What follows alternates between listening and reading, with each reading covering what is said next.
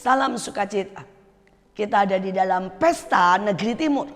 Apakah itu ada di Alkitab? Ya, Alkitab mencatat ada satu pesta, ada satu kemuliaan, ada satu keajaiban kalau kita ada di negeri timur.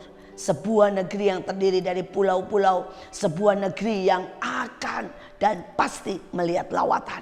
Mari kita lihat di dalam ayatnya. Yeskiel 43 ayat 2. Sungguh kemuliaan Allah Israel datang dari sebelah timur. Terdengarnya seperti suara air terjun yang menderu dan bumi bersinar karena kemuliaannya. Yeskiel 43 ayat 4. Sedang kemuliaan Tuhan masuk ke dalam bait suci melalui pintu gerbang yang menghadap ke sebelah timur. Saudara, Indonesia adalah negeri timur. Hari itu beberapa orang pergi ke Afrika. Saudara, ke sebuah negara yang menurut orang biasa saja di Nigeria. Tetapi ada satu gereja yang merupakan fenomena. Sebuah gereja yang tidak pernah saudara berhenti. 24 jam mereka terus ada kebaktian. 24 jam mereka bergiliran saudara menyembah Tuhan. Tetapi yang ajaib itu gereja besar sekali. Saudara, gereja itu satu kota sendiri.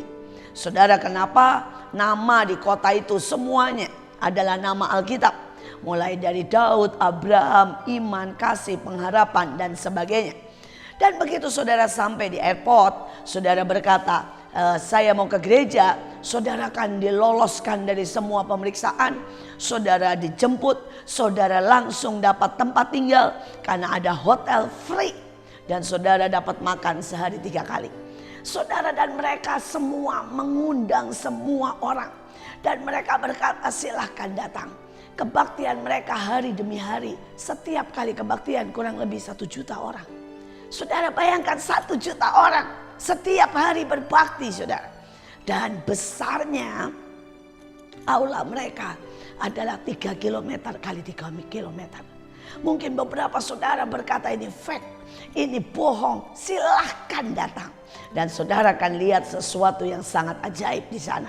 Saudara, tapi tahukah saudara? Pada waktu itu semua dari orang-orang dari semua bangsa sedang datang dan berdoa. Tiba-tiba terjadilah sesuatu yang ajaib. Hamba Tuhan, pemimpinnya, pendetanya berkata, yang dari Indonesia silahkan datang. Karena saya mau mendoakan Anda langsung yang dari Indonesia. Dan pada waktu saudara, mereka maju didoakan. Pendeta ini berkata, biar engkau mengadakan pesta kemuliaan, lawatan, hadirat Tuhan, sesuatu yang dahsyat. Dan dia berkata, apa yang kalian lihat di sini, yang terjadi di Indonesia akan lebih besar. Apa yang kalian lihat di sini, bahwa satu kota berdiri buat Tuhan, bahwa kebaktian bisa 1 juta orang dan semua orang bisa berkumpul bersama-sama. Dan dia berkata dengan tegas, tapi Tuhan berkata kepada saya bahwa di negerimu, di Indonesia akan terjadi yang lebih besar. Why? Karena ayat Alkitab menjanjikan itu. Ada sebuah pesta di negeri timur. Dikatakan kemuliaan Tuhan yang seperti air terjun akan muncul dari negeri timur. Saudara, dan ini sebuah negeri, sebuah tempat yang dinubuatkan saudara di kitab Yesaya, dan dikatakan terdiri dari pulau-pulau. Saya berdoa kita menyiapkan diri. Ada sebuah kesempatan, ada sebuah nubuatan, tapi persoalannya apakah kita di dalamnya, ataukah kita akan menjadi penonton? Apakah kita menjadi orang yang menikmati, ataukah kita menjadi orang yang terlewatkan? Saudara, apa itu air terjun? Alkitab mencatat air terjun adalah suara Tuhan. Tetapi Alkitab juga mencatat air terjun adalah kecapi, saudara. Yang dinaikkan oleh ribuan jutaan anak-anak Tuhan. Dan mereka akan menyanyi, mereka menyembah dengan hati. Dan mereka mengalahkan iblis. Mengalahkan binatang itu. Mengalahkan semua saudara tipuan dari binatang itu. Mengalahkan semua rencana daripada antikris. Saya mau berkata buat setiap kita, seberapa kita siap dan antusias, dan kita berkata, wow, saya mau ada, Saya mau terlibat di dalam pesta negeri timur. Sekali lagi kita kembali kepada apa yang terjadi di kota itu. Kenapa kota itu bisa terjadi seperti itu? Hari itu saudara, ada seseorang yang sangat miskin. Dan dia pakai sepatu baru umur 18. Saudara bayangkan, anak saya, saudara memakai sepatu dari kecil. Tapi cucu saya, dari begitu lahir keluar dari rumah sakit sudah pakai sepatu. Dan ini dia baru punya satu sepatu setelah dia berusia 18 tahun. Tetapi kemiskinan tidak membelenggu dia. Kemiskinan tidak menghentikan dia. Dia mencari Tuhan begitu rupa. Dia banyak berdoa, berpuasa. Kadang-kadang dia berpuasa 7 hari, 7 malam. Dia tidak makan dan tidak minum. Dan hari itu Tuhan berkata, pergilah ke sebuah hutan. Di hutan itu dikelilingi oleh begitu banyak suku terasing. Begitu banyak saudara suku-suku yang tidak pernah dengar Tuhan. Dan mereka bahkan memakan manusia. Tetapi dia mengabarkan Injil karena perintah Tuhan. Dia berdoa, dia mulai bicara dan bersaksi. Resiko besar, tetapi dia mengambilnya. Dan setelah dia bertahun-tahun, orang tidak menganggapnya. Dan tidak banyak yang bertobat, tidak banyak yang tertarik. Mereka berkata ada orang gila yang kerjanya terus berkhotbah dan berkhotbah, berkeliling, menyanyi, menyembah, berdoa. Sampai dia mendirikan sebuah pondok kecil. Dan pada waktu dia pulang, saudara, tiba-tiba dia kaget. Di pondok itu penuh dengan kepala ular. Satu pondok saudara penuh dengan kepala ular.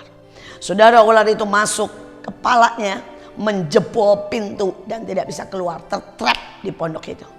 Saudara, ular itu kepalanya saja saudara, besarnya 2 meter kali 2 meter. Kepalanya saja. Saudara, panjang begitu mengerikan. Saudara, dan dia lihat dan dia senyum. Dan dia berkata, ular, engkau melanggar kehendak Tuhan. Engkau melanggar tempat. Ini pondok saya. Ini milik Tuhan. Ada hadirat Tuhan di tempat ini. Dan engkau melanggar. Karena engkau menjebol dan merusakkan semuanya. Saudara, dalam hitungan menit ular ini mati. Bang. Saudara, dia mencoba menariknya, goyang pun tidak. Dia mencoba saudara mendorong, goyang pun tidak. Akibatnya dia harus umumkan kepada semua suku. Dia berkata, mari datang bantu saya. Ada ular besar, mari datang. Dan mereka memang pemakan ular. Mereka datang dan mereka juga penyembah ular saudara. Saudara, waktu mereka datang mereka melihat, wow, kaget. Karena itu ternyata ular yang mereka sembah bertahun-tahun. Itu ular sangat besar. Dan mereka sembah bertahun-tahun. Saudara, dan tiba-tiba semua berlutut.